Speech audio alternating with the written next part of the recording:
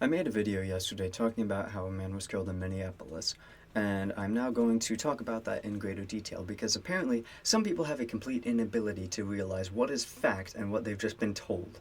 Because a lot of the right-wing people have just been saying things that are obviously not true and are contradicted by video evidence of everything that happened. However, people still refuse to acknowledge what happened. So I'm going to be outlining everything that happened today. So, yesterday, Alex Pretti was shot by an ICE officer. A lot of people are coming up with a lot of bogus arguments about what happened in order to justify it, which is kind of an insane thing to be doing, but whatever, we're going to talk about it. So there are a lot of claims that have been made about why he deserved to be killed. So, first off, people say that he was interfering with the operations of ICE, which he was not, and let me explain it. I'm going to show a video towards the end of this video, but he was in the middle of the street waving cars past. That doesn't look like interference to me. He was letting people go by. He was recording, which is within his constitutional right to do. He is allowed by the First Amendment to record police actions. And then people say that he was interfering because he got between ICE officer and another woman. That woman was pushed to the ground by ICE. There was enough distance where he could go and help her up. The officer even turned to somebody else who was there. They say that because he had a firearm, that justifies him being killed. So, what happened to the Second Amendment?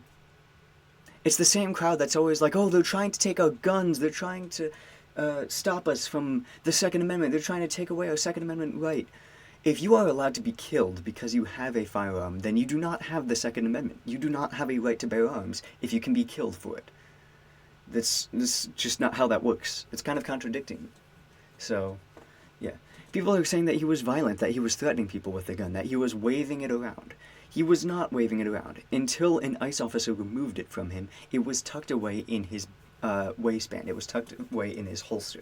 He did not ever reach for it. He did not ever threaten to reach for it. He did not ever touch it the entire time this happened.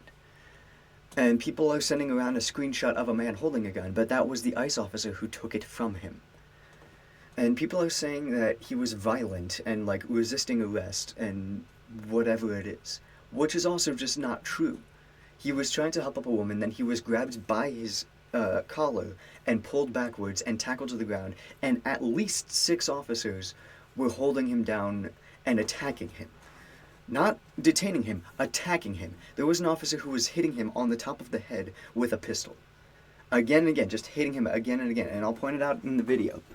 And he was on his knees, face down. People say that he was sitting up and still fighting. He was not. You can look in the video. You can use your own 2 fucking eyes and see that this is not true. So, like I said, I'm gonna show in the video. And people like to pull this argument of like, oh, well, look at me, I'm fine, and I stayed home and I didn't go. You had the First Amendment right to protest. He was practicing that right. He did not deserve to be killed for practicing his First Amendment rights. That is the entire point of the First Amendment rights, is that you can protest without being fucking shot in the head, or being detained, or whatever it may be. And sure, you're fine staying home, but he did not insert himself into the situation. He was recording the situation. It is the ICE officers who approached him and pepper sprayed him and attacked him. He did not attack them at all. He did not get in their way at all. So here's the video. As it says, it contains disturbing images, so viewer discretion is advised. So you can see, that is him right there, waving this car past.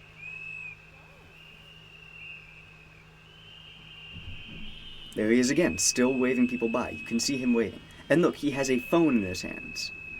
And he is recording what is happening. He is not getting in the way. In fact, he's actively staying out of the way.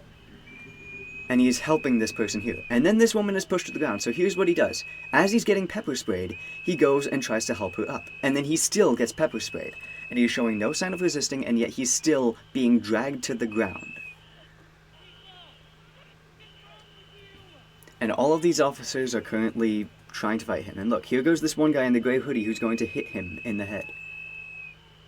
Oh, he's already... No, it's this guy. See? He just did it. And then shots are fired.